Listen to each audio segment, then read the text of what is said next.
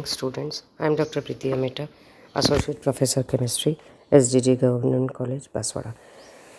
सहसंयोजक बंध का ये नेक्स्ट टॉपिक है, जिसमें कि अपन ने सहसंयोजक बंध सिद्धांत पढ़ लिया है पहले के वीडियोस में। सभी आपको यूट्यूब पे अवेलेबल हैं। और इसके जस्ट पहले वाले वीडियो में मैंने आपको रेजोनेंस अनुनाद के बारे में पूरा समझाया था। इस वाले में अपन वैलेंस बॉन्ड थ्योरी की कमियां क्या क्या हैं उसके बारे में समझाएंगे, क्योंकि जब तक अपन संयोजकता बंध सिद्धांत की कमियों के बारे में नहीं पढ़ेंगे तब तक अपन नई थ्योरी क्यों दी गई है उसके बारे में अपन एक्सप्लेन नहीं कर पाएंगे और समझ भी नहीं पाएंगे कि जब वैलेंस बॉन्ड थ्योरी थी तो नेक्स्ट की ज़रूरत क्या थी। जब इसमें अपन ने खामियां देखी तब नेक्स्ट थ्योरी दी गई आणविक कक्षक सिद्धांत। अतः पहले अपन इसकी कमियों के बारे में पढ़ लेते हैं।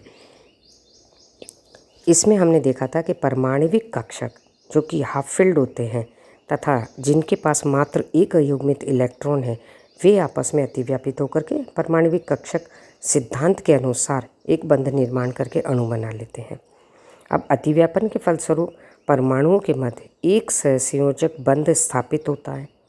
इन अर्धपूरित कक्षकों को बंधी कक्षक कहा जाता है। अर्धपूरित कक्षकों को क्या कहते हैं? बंधित कक्षक कहते हैं। अब परमाणविक कक्षक सिद्धांत के अनुसार वे सभी कक्षक जो कि पूरे भरे हुए होते हैं, जिनमें दो विपरीत चक्रण वाले इलेक्ट्रॉन होते हैं, अतिव्यापन में भाग नहीं ले सकते। इस कारण से बंध नहीं बन सकते, जैसा कि वैलेंस बॉन्ड थ्योरी में समझाया गया था। किंतु ये बात सही नहीं है, क्योंकि नाभिक की इलेक्ट्रॉन तरंगें संयोग करने वाले परमाणु के सभी कक्षकों को, चाहे वो हाफ फिल्ड हो, पूरे भरे हुए, समान रूप से प्रभावित करती हैं। अतः ये पॉइंट जो कि उसमें मेन बताया गया था कि दोनों के पास एक एक इलेक्ट्रॉन होंगे और बंध बन जाएगा, ये पॉइंट थोड़ा सा यहाँ पे ऑब्जेक्शनेबल होता है। ऑब्जेक्शनेबल होने के कारण इसमें काफ़ी कमियां, मतलब बहुत सारे ऐसे एग्जाम्पल पाए गए कि जिसमें पूर्ण पूरित था तो भी उसमें वो बंध बना रहा था। इस तरह से काफ़ी सारे एग्जाम्पल्स पाए गए, जिसके कारण वैलेंस बॉन्ड थ्योरी के कुछ पॉइंट्स जो होते हैं वो फेल हो गए थे। इसमें आप देखेंगे पहला पॉइंट क्या है।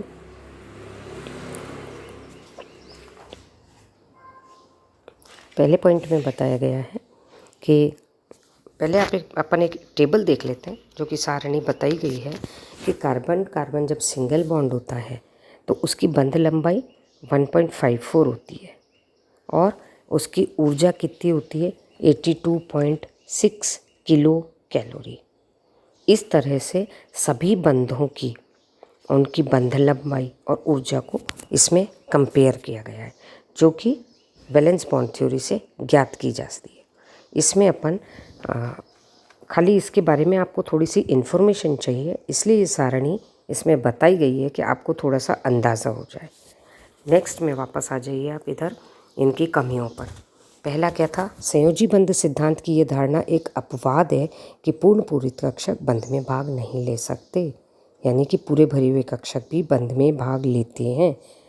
दूसरा, संयोजी बंध सिद्धांत परमाणुओं के अन्य गुणों जैसे चुंबकीय गुण, रंग इत्यादि इन सब चीज़ों को नहीं समझा सकता।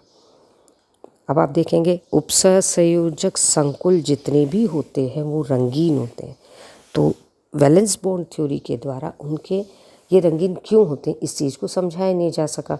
अतः ये थ्योरी इसमें भी थोड़ा फेल हो गई थी। थर्ड, संयोजी बंध सिद्धांत इलेक्ट्रॉन न्यून यौगिकों एवं अंतर्धात्विक इंटरमेटेलिक यौगिक, अंतर्धात्विक क्या होता है? दो मेटल के बीच में बनने वाला बंध, उनके बीच के बंधन को भी समझाने में असमर्थ रहा है। इलेक्ट्रॉन डेफिशिएंट कंपाउंड बंध क्यों बनाते हैं, उनका स्ट्रक्चर कैसा बनता है, ये इस चीज़ को अनुनाद के द्वारा समझाया गया था, जो कि सहसंयोजक बंध थ्योरी का पार्ट नहीं ही है, उसमें एक्सप्लेन नहीं किया जा सका। अतः ये भी उसका एक कमी है। और जो दो धातु जैसे अपन देख ले फेरस और Fe के बीच में बंध बन रहा है, किसी भी दो मेटल्स के बीच में यदि बंध बन रहा है तो उसको क्लियरली एक्सप्लेन, हर एक की बात नहीं हो रही लेकिन काफ़ी सारों को ये एक्सप्लेन नहीं कर पाता है। ये इसका तीसरा फेल्योर है। चौथा, ऑक्सीजन अणु की जो लुईस संरचना है जिसमें उपस्थित समस्त इलेक्ट्रॉन युग्मित हैं, अतः O2 प्रतिचुंबकीय प्रकृति का होनी चाहिए। किंतु चुंबकीय सुग्राहिता मैग्नेटिक ससेप्टेबिलिटी से यदि देखा जाए तो O2 अणु में 2 अयुग्मित इलेक्ट्रॉन उपस्थित हैं एवं ऑक्सीजन अणु चुंबकीय है, तो प्रतिचुंबकीय होनी चाहिए वैलेंस बॉन्ड थ्योरी के अनुसार, पर वास्तविकता में ये अनुचुंबकीय पाई जाती है।